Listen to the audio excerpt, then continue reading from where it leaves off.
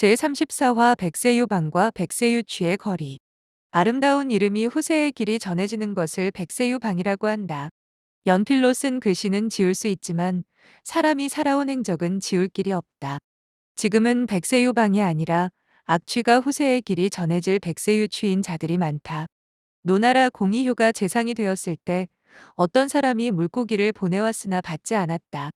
재상께서 물고기를 좋아하신다고 들었는데 어찌하여 받지 않으십니까? 하니 물고기를 좋아하기 때문에 받지 않는 것이요.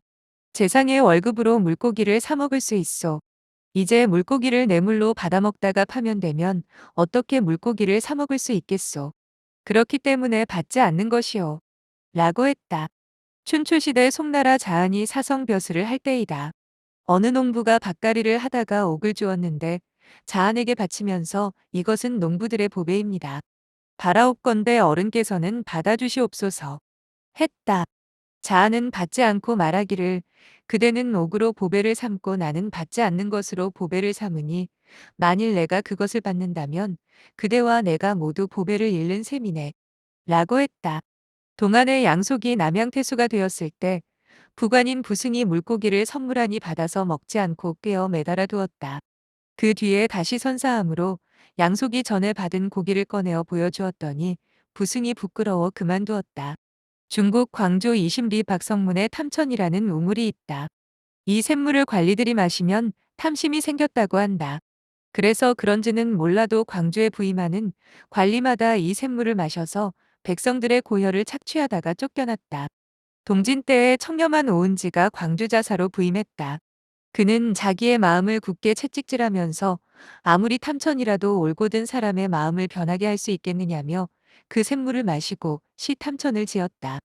옛사람들이 이 샘물에 대해서 말하길 한 번 마시면 천금을 생각하게 한다네. 시험 삼아 백이숙제께 마시게 한다면 끝까지 올곧은 마음 바꾸지 않으리라. 오은지는 올곧은 사람의 마음을 비록 탐천이라도 탐심으로 변하게 할 수 없다고 했다. 그는 탐천의 물을 마셨으나 탐욕은커녕 더욱 청렴하고 선정을 하니 사람들이 그 우물을 염천, 즉 청렴한 샘이라고 바꿔 부르게 되었다. 성품이 아름다운 사람들이다. 국록을 먹는 공직자가 이 정도는 되어야 한다. 이분들의 가을 하늘처럼 청징한 행적은 시공을 초월하여 우리 모두의 사표가 된다. 하늘을 우러러 부끄러움이 없는 고결한 행적이 세상을 아름답게 하고 밝게 한다. 송나라 나대경은 항리목로 청렴해서 사대부가 돈 한 푼을 좋아하면 그의 값어치는 한 푼어치도 못 된다. 고했다. 이어서 진여인은 시에서 종래 이름 있는 선비는 이름 없는 돈을 쓰지 않는다. 고했고 양백자는 사대부가 청렴하면 그것으로 70%는 성취된 인간이다. 대개 공충 인명이 다 청렴해서 생긴다. 라고 했다. 명나라 풍목룡은 천하에 한없는 못난 짓은 모두 돈을 버리지 못하는 데서 일어나고 천하에 끝없는 좋은 일은 모두 돈을 버리는 데 따라 이루어진다고 했다. 명나라 정서는 벼슬살이를 청렴하게 하는 것은 사군자의 분수 안의 일이다.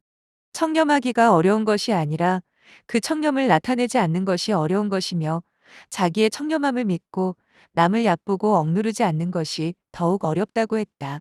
청렴하기가 어려운 것이 아니라 청렴을 나타내지 않는 것이 어렵고 청렴함을 믿고 남을 얕보고 억누르지 않는 것이 더욱 어렵다는 정선의 말은 천하의 명언이다.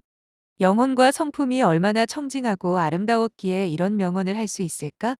생선은 꼬리부터 썩지 않고 반드시 머리부터 먼저 썩는다. 셰익스피어가 백합이 썩으면 잡초 썩는 것보다 오히려 더 고약한 냄새가 난다. 고했다.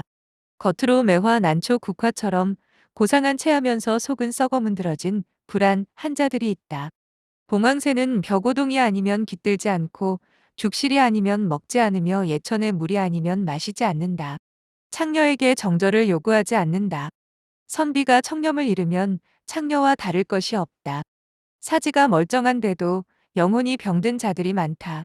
남의 작은 잘못도 눈을 부릅뜨고 무섭게 따지고 대들더니 자신의 큰 잘못에 대해서는 반성과 사죄가 없다. 이들의 악취나는 성품과 행적은 지워지지 않아 백세유취가 될 것이다. 사는 것이 중요한 것이 아니라 어떻게 사느냐가 중요하다. 백세유방이냐, 백세유취냐, 출처. 김상옥 명예교수